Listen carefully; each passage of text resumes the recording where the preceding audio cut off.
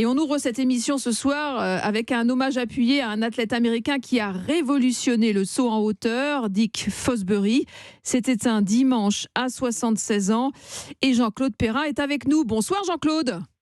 Oui, bonsoir Céline, bonsoir à tous. Coach Perrin, bien sûr, incontournable ce soir, pour revenir évidemment sur la carrière de cet athlète incroyable, son saut légendaire aux Jeux de Mexico en 68, évidemment à tout jamais gravé dans la mémoire collective de tous les passionnés de sport et d'athlétisme. Vous l'avez bien connu, vous, Coach Perrin, Dick Fosbury. Je l'ai rencontré, je l'ai vu sauter, mais il faut voir le contexte dans lequel il était. Racontez-nous. À Mexico, en 68, ce sont les Jeux du siècle.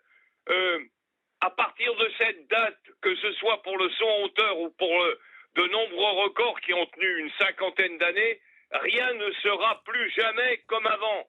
Ce sont des Jeux de la gloire et des larmes. Ce sont des champions du siècle. Et un homme, Dick Fosbury, qui est décédé hier, a révolutionné le saut en hauteur, et non seulement il a gagné avec 2,24 le concours aux Jeux, mais également, c'est rarissime, son style porte son nom. Et il a ouvert les cours d'école, les préaux, tout le monde, derrière son saut à la télé, voulait sauter comme lui. Ouais, alors quelle idée qui nous a beaucoup apporté. Quelle idée quand même, Jean-Claude Perrin, quand on y pense, de sauter à l'envers. À l'époque, on peut le dire, sa méthode surprend, dérange presque, parce que tourner le dos finalement aux normes, aux consignes, c'était quand même culotté, même si c'était pas le premier. Non, c'était pas le premier. On a déjà de nombreuses histoires où on avait vu des gens qui s'essayaient à partir du ciseau costal. On en a eu le dernier en date étant un Français, Pierre Levden. Mais on n'avait pas le matériel, les matériaux retombés sur le dos. Même quand on envoyait certains au cirque d'hiver à Paris sur des matelas de paille, le sable n'était pas confortable. Donc tout cet ensemble-là a fait que Dick, lui, il a rassemblé tous ces éléments fondamentaux du ciseau et du retournement intérieur, et puis il a attaqué la barre de face avec un angle très fermé, avec une très grande vitesse de décollage, avec un pied d'appel qui était très éloigné de la barre, et il attaquait sur le dos, et au lieu d'enrouler la barre autour de la poitrine, eh bien, il l'enroulait autour du dos.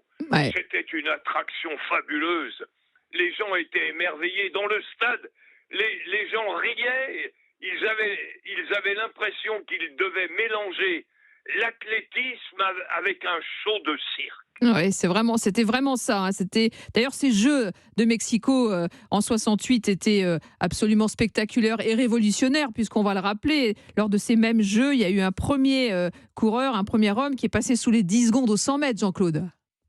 Oui, non seulement on matchait, le stade était pratiquement à 10 mètres près, à 2300 mètres, l'atmosphère est favorable pour se déplacer vite, et puis des chronos formidables. Bob Beamon.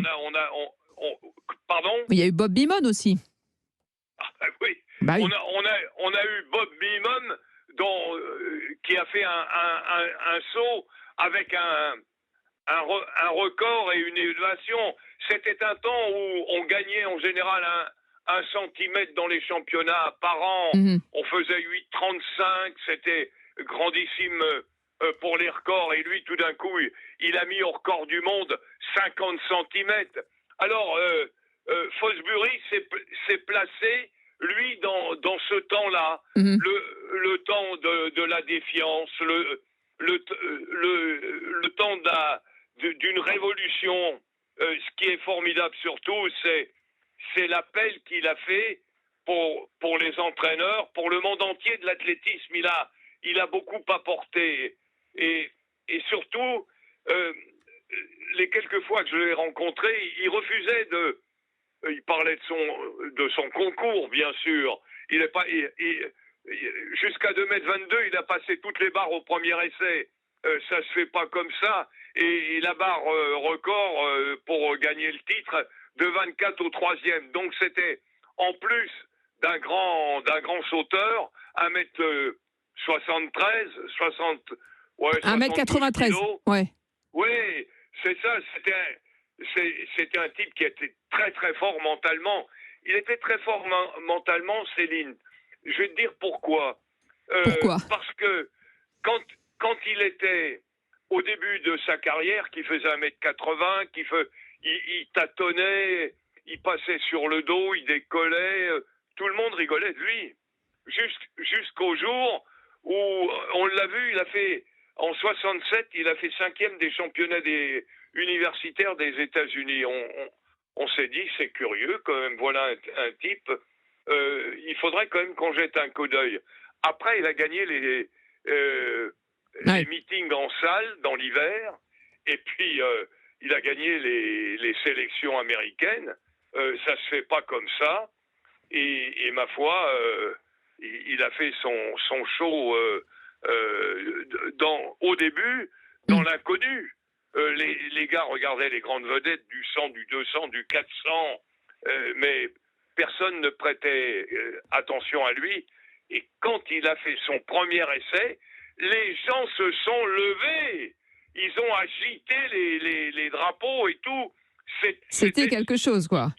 Stupéfiant. Alors 20h14, on est sur Europe 1, bien sûr, Europe 1 Sport, jusqu'à 23h. On suit ce soir ce match de Ligue des Champions, 8e de finale retour entre Manchester City et Leipzig, coup d'envoi à 21h. En attendant, on est avec Jean-Claude Perrin, coach Perrin, pour parler de la disparition d'une légende, Dick Fosbury, champion olympique au saut en hauteur en 68 à Mexico avec ce bond à 2,24 m. Il a même tenté 2,29 m, il a échoué, mais vous avez raison, coach Perrin, quand vous dites qu'il a laissé une trace, puisque comme on a la panenka au football, la pirouette Billman ou l'axel au patinage, désormais le Fosbury, voilà, c'est indélébile, cette trace est indélébile. Oh, les noms que vous citez, je ne veux pas les mépriser, hein, mais ça n'a rien à voir. C'est-à-dire? Ça n'a rien à voir. Il a créé quelque chose d'universel. Il a créé quelque chose d'universel qui se déplace à la vitesse de la lumière dans les écoles. Tous les gamins voulaient faire du son en tombant sur le dos. Et alors c'était facilité par les matelas en mousse, mais l'évolution, elle a été là.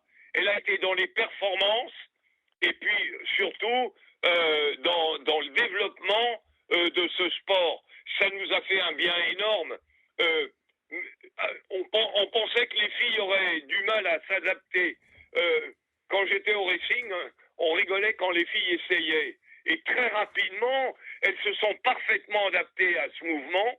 Alors on disait, elles n'ont pas assez de vitesse au décollage, elles n'ont pas assez de puissance. Alors là, grosse théorie des techniciens. Il n'en était rien. Les filles ont été parfaites.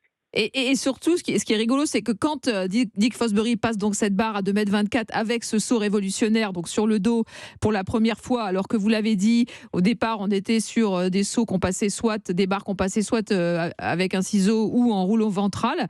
Eh bien, les journalistes à l'époque ont dit Dick Fosbury avec son Fosbury Flop, c'est le sauteur en hauteur le plus feignant du monde parce qu'il arrive sur le dos et il donnait cette impression de s'endormir, quoi. C'était très imagé et très romantique. Ils ne l'ont jamais vu à l'entraînement. C'était un type qui sautait avec un seul pied des haies 110 qui font 1,9 m. Hein. C'est un type qui avait une détente verticale, qui s'entraînait beaucoup. Il s'entraînait beaucoup sur les escaliers. Maintenant, ça s'appelle des steps. Évidemment, on ne peut pas utiliser le mot escalier. C'est trop banal. C'est trop banal. Il nous faut un mot d'essence américaine. Mais vous êtes... De façon à ce que... Mais vous êtes vous aussi incontournable et explosif, coach Perrin, pour nous parler de Dick Fosbury. Merci beaucoup en tout cas. On était ravis de vous avoir ce soir. On n'oubliera pas Mexico, on n'oubliera pas Colette Besson. Bien sûr, à son apogée aussi. À 68. Merci beaucoup Jean-Claude Perrin pour cet hommage à Dick Fosbury qui nous a donc quitté dimanche à l'âge de 76 ans. Et on se retrouve très bientôt évidemment pour de nouvelles aventures, puisqu'avec le printemps, la saison d'athlée va revenir pour illuminer nos week-ends. À bientôt coach.